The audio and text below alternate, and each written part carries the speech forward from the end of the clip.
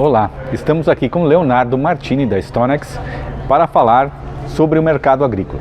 Leonardo, o que a gente já conversou entre outras oportunidades e o que a gente percebe primeiramente para o mercado é a questão mais macro, ou seja, da geopolítica. O que a gente pode contextualizar para os nossos ouvintes e aquelas que nos assistem sobre esse mercado? A gente já vem trabalhando esse tema, né, nos outros bate-papos, né? É recorrente a questão das guerras, principalmente Rússia e Ucrânia, e agora essa aceleração e intensificação do conflito de Israel com o mundo árabe como um todo, né? A gente sabe da influência muito forte dessas regiões para o preço do petróleo, né? E o petróleo ele tem uma correlação muito grande com o óleo de soja e com o milho também em função da produção do etanol, né? Então assim, hoje a gente está vendo essa questão dos conflitos como um grande ponto altista para o mercado, né? Eu diria que nesse momento único, porque a geopolítica pode trazer, né, um problema, uma intensificação da guerra e, consequentemente, a gente vê esses outros, né, essas outras commodities correlatas tendo espaço para subir também. Então, acho que isso pode continuar influenciando os preços. Essa relação você imagina que seria mais dólar ou mais petróleo? O que mais impactaria efetivamente, como você diz, digamos que você até comentou, oportunidade de preço? Sim. Como é que você pode correlacionar dólar ou petróleo? Luiz, eu acho que mais intensamente o petróleo, no primeiro momento, e o câmbio também, porque toda vez que a gente fala em conflito, toda vez que a gente fala de uma guerra, a gente fala de uma fuga de capital das economias emergentes, das economias mais frágeis para as economias mais fortes. Então, assim, resumidamente, compra dólar, né? Em tempos de crise, compra ouro e compra dólar.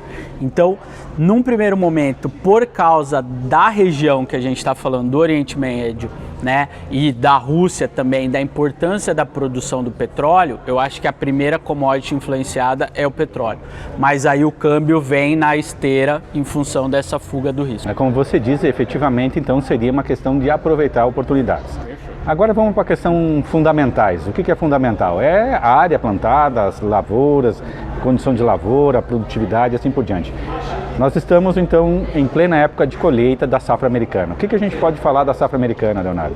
A safra americana, como a gente já vinha esperando, né, foi uma safra muito fácil da gente ler, porque deu tudo certo, né? Vai ser a maior safra de soja dos Estados Unidos de todos os tempos e até então a segunda maior safra de milho, né? Então a safra americana está vindo perfeita, está entrando muito grão no mercado, né? E isso vai deixar os preços mais pesados e a gente já está vendo todo esse reflexo, né, da safra americana. Então o que o mercado vai fazer agora? Ok, a safra americana está feita, beleza, a gente concorda que é uma safra grande, os preços estão caindo e agora o mercado vira os olhos para a América do Sul, para esse início de ciclo por aqui também, que a gente sabe que é mais importante que o americano pelo tamanho da produção de Brasil, Argentina e Paraguai, né? Então o que a gente pode esperar, digamos assim, que a gente já teve um começo, digamos assim, atrasado efetivamente do plantio, principalmente da safra no Centro-Oeste. O que nós podemos esperar da safra brasileira, certo? E também, juntamente com isso, a safra argentina, que dá para a gente equilibrar um pouquinho mais essa questão da produção da América do Sul, que são os dois principais produtores aqui na América do Sul. Perfeito. A gente sabe, né, Luiz, que a projeção de safra brasileira é próxima a 170 milhões de toneladas, né? Então seria uma safra aí em torno de 20 milhões maior do que deste ano 2024, né? E a safra argentina, a nossa expectativa também é um crescimento da produção de soja em função do problema que eles tiveram no milho, né? Por causa da cigarrinha. Então a gente deve ver uma redução da produção de milho na Argentina e uma migração dessa área de milho para soja. Então a Argentina pode sair de uma produção de 51 milhões esse ano para 60 milhões de toneladas o ano que vem. Então Brasil e Argentina, que nesse ano somados colheram 200 milhões, pode chegar aí a 230 milhões de toneladas, só esses dois países. Então, assim, num cenário de normalidade, a safra da América do Sul, e aí eu diria tanto de soja quanto de milho, ela pode vir jogar uma pá de cal nos preços e lá na boca da safra a gente vê um cenário como a gente viu 2022, 2023, com preços ali perto de R$100 e talvez ali em algumas regiões até abaixo desses níveis aí. Nesse contexto geral de uma safra maior, de um contexto maior, digamos assim, de disponibilidade de produto, que isso vai acarretar outros impactos, como logística, digamos assim, você aumenta o custo de logística, esse custo de logística vai reparar no preço do produtor, isso, espaço que a gente vai ter, uma série de coisas. O que o produtor teria que fazer nesse momento, Leonardo? A gente fala sempre disso, né, Luiz? O produtor, ao longo do ano, ele vai tendo muitas oportunidades. Se a gente olha hoje a precificação futura, a curva da bolsa, a curva da soja em Chicago, ela é positiva, ou seja, o futuro hoje vale mais do que os meses mais presentes. E o dólar é a mesma coisa. Então, por si só, isso já precifica uma soja, né, num preço melhor ou muito próximo do que a gente está tendo hoje. Então, assim, o produtor tem que lembrar um cenário muito parecido do que foi a virada de 23 para 24, que no final de 23 a gente ainda tinha indicativos de preço para a safra, para o mês de abril, R$130, R$135, e chegou lá na boca de safra, o preço foi a 100, 110. Então a gente vê um cenário novamente muito parecido.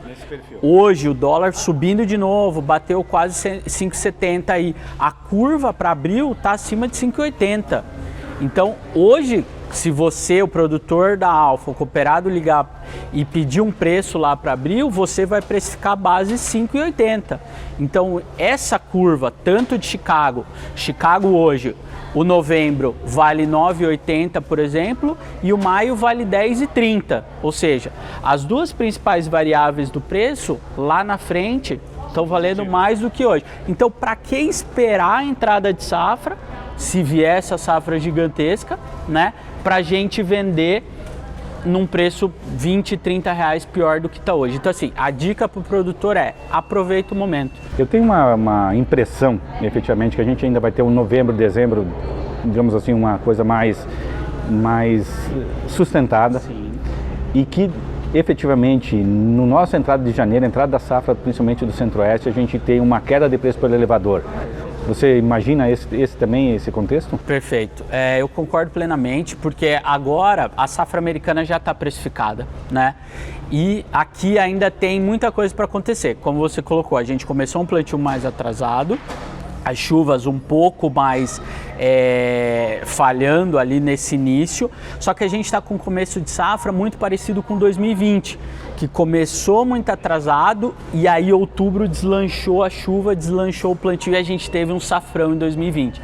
Então, a gente está precificando aí um cenário muito parecido com isso, né? E lembrando que o peso da safra da América do Sul, ele é 2 vezes maior do que o peso da safra americana hoje. Porque os Estados Unidos hoje produzindo perto de 130, Brasil, Argentina e Paraguai perto de 240. Então a gente tem quase o dobro da produção.